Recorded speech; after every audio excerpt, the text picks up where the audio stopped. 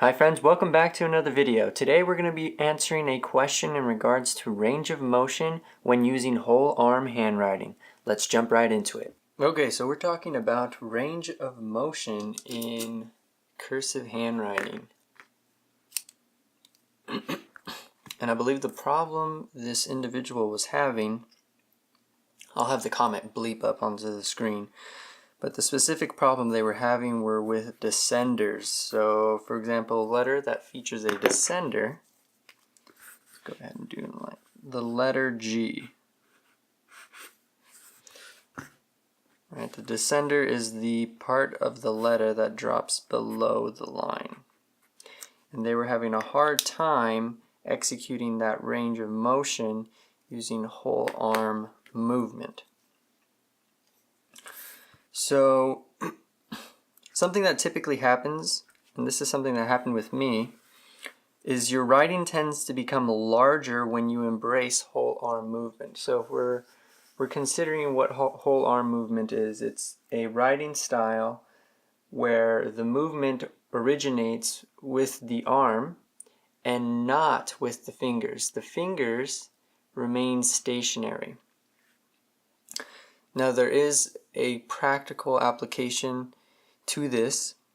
It allows for you to write more quickly utilizing muscle memory, creating some consistency in your handwriting, and this allows for you to write more quickly, maintaining legibility.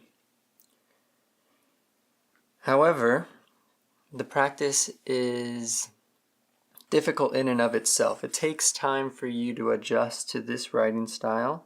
So to make things even more practical, we can use what is called combination movements, where you incorporate whole arm writing, also some wrist movement and finger movement. So a combination of all three of those movements will result in the most practical style of writing. And of course, this is my opinion on this matter. Others may differ in opinion, but I find that when I was taking notes in college, a combination movement using finger, whole arm movement, as well as wrist movement worked very well when taking notes in class. I was able to write very quickly and maintain legibility in all of my notebooks. And if you want to learn how to get into this style of writing, I have several other videos that go into this topic in more depth. We're going to be specifically talking about this range of motion. So let's jump into how you can find your range of motion. And there's something called the writing zone. When you do whole arm writing, you want your arm to stay stationary. So here's an example. This is my full range of motion. I'm extending this oval out as large as I can. Okay, so that's my full range of motion. If I reach the top of the oval, this is even a little further, bottom of the oval. Okay, so then what I'll do is I'll draw these lines across the page. Notice there's no fingers movement. There's no wrist movement. This is all arm movement. So if I move across the page, something like this, you can see I can reach the line without having to adjust. Now this right here is essentially my writing zone, right? I can't, anything beyond this area here I can no longer reach comfortably. So this is my range of motion in this area here. So what I'll typically do, the elasticity of my skin is what limits my range of motion. So when the tugging of my skin no longer allows me to push forward, that's my limiter right there. So I go to the limit at the top side. I go to my limit. I draw a line. Make sure your angle is correct. I draw a line as far as I can. And see, the moment I start drifting down off the line right around here, I stop. Okay, so that's that. Bottom. This is my lowest range of motion. So I'm tugging the skin down. That's up, tugging it down. I'm going to draw the same line across, remaining tugged down. Okay, so it's about the same distance. I think anything beyond that, you can kind of see I will start to move off the the area. So here's my range of motion now. And this is 1, 2, 3, 4, 5. That is 1.25 inches range of motion. Now you do not want to write that big. This is way too large. We do not need to write that big. So the most ideal is about a 1/4 inch max for your lowercase letters. And you can see even here, this is 1/8 of an inch high. This is half of a 1/4 inch. So what I do in order to ensure that I can reach these lower letters is I write along the center of my range of motion. So let's go ahead and so you see I can reach the top of that line comfortably, and I can, well, let's do a letter where you can see that I have to drop below the line, right? Okay. So again, best way for you to discover your ideal area, your writing zone, just go ahead, do your big O, and then you want to write along that center. And you can go one down if you like, but usually I'll write right around the center. So let's do the word magic.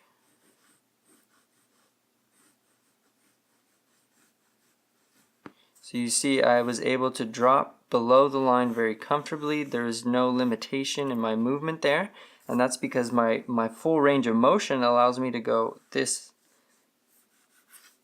low here. So let's try another word. What's a good descender word?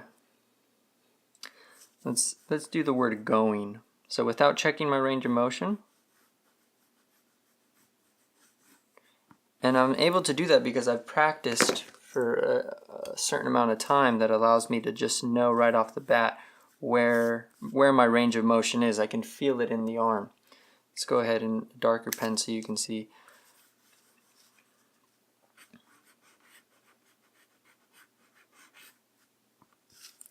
Very simple. Let's do a longer word, something with both up and down. How about, oh, a challenge.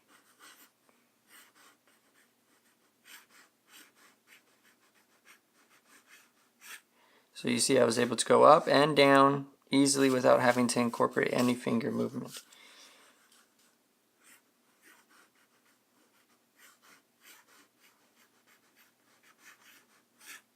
Right? And you can implement more control if you like for certain things.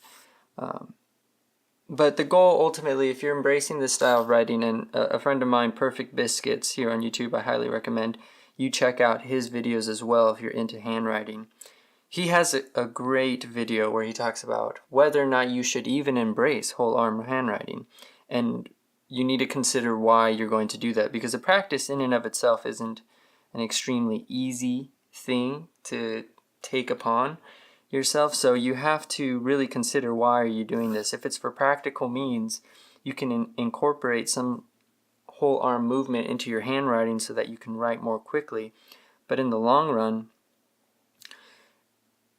it may take you longer to even learn the style than it is practical. But if you're already in that realm of wanting to invest time into this, then by all means, he is an excellent resource for this style of handwriting.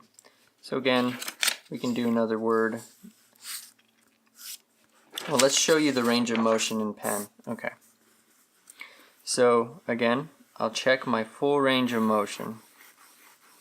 See, and some might be less, some might be more. So 1, 2, 3, 4, 5, even 6.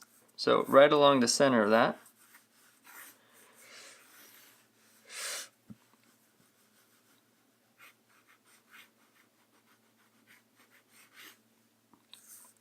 And there's no problem dropping below the line.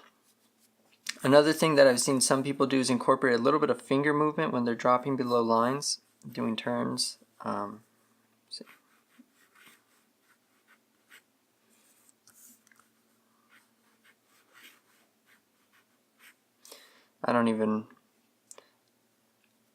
It's difficult to consciously do something like that.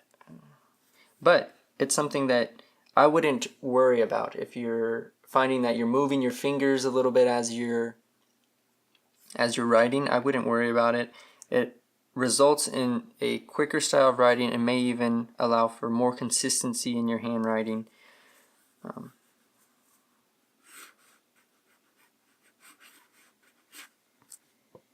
So you can see I can transition from without having to use any sort of finger movement, and that's because my whole range of motion is even outside of what you're seeing there. So you can definitely reach both low and high. You just need to ensure that you are along the center of your range of motion. If you're writing at your bottom already, if your skin is already at the lowest range of motion when you start your writing, you can see how this will translate into problems. Just like little hiccups that you see in there, there's not a smooth motion there. Let's see a longer word, how it becomes a problem. Let's see, can I intentionally make it a problem?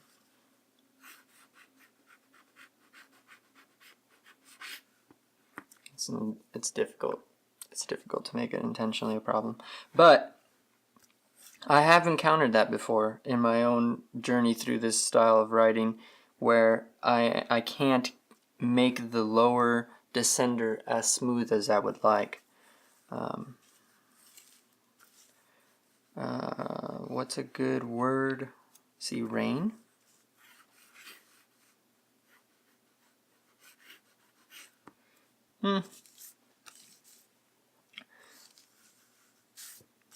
So hopefully this information helps you in finding your correct range of motion.